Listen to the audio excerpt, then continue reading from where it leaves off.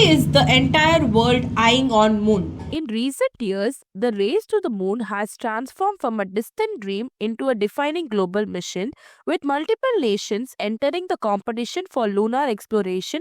The moon has become the new frontier of power, technology, and resources. India has made its mark with the success of Chandrayaan 3 in 2023, becoming the first country to achieve a soft landing on the moon's south pole, a region which believed to hold vast reserves of water ice. And this success not only boosted India's global standing in space exploration but also positioned it as a key player in the new lunar economy.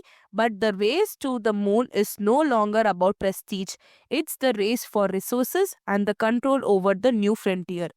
It is a direct competition between two global visions for space: the US led Hermetes Accord versus the China Russia led International Lunar Research Station ILRS. The moon holds resources worth billions, making it the next big target for countries and companies.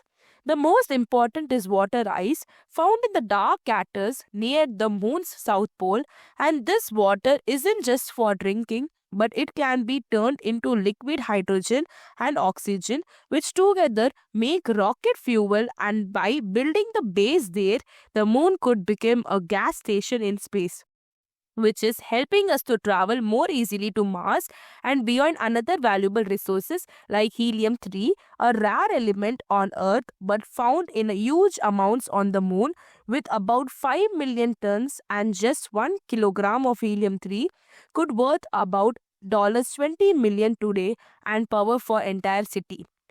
The moon is now at the center of the new space Cold War, with two powerful groups competing for control. On one side, it is led by the USA through Hermetes Accords, joined by 56 allies like Europe, Canada, Japan, India, and Brazil, and their goal is to return to the moon by 2027 with the Hermetes 3 mission focusing on science and businesses. The accords promote open and cooperative space activity, but critics says that the safety zones rule could help early arrivals claim key resources spots. And the other side is led by China and Russia under the International Lunar Research Station ILRS, with countries like South Africa and Egypt. They also aim to build a permanent base on the moon in the 2030s. Outside the US led system and UN debates on ownership.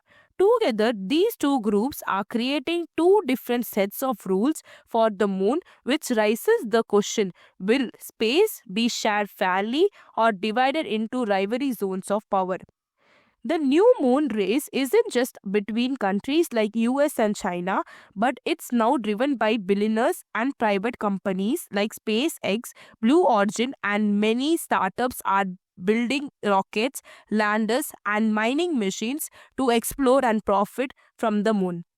The US Defense Advanced Research Project Agency DARPA have even launched a plan called Luna 10, a 10-year-old project to create a real lunar economy by helping private companies to build power, communication, and transport systems that could turn the moon into a profitable marketplace.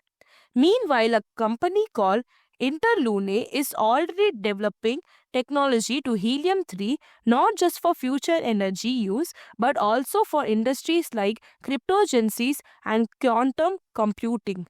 The moon is turning from a place of science into a powerful prize where countries and billionaires are rising to control its key resources like water, ice, and helium 3, which could power rockets and even cities in the future.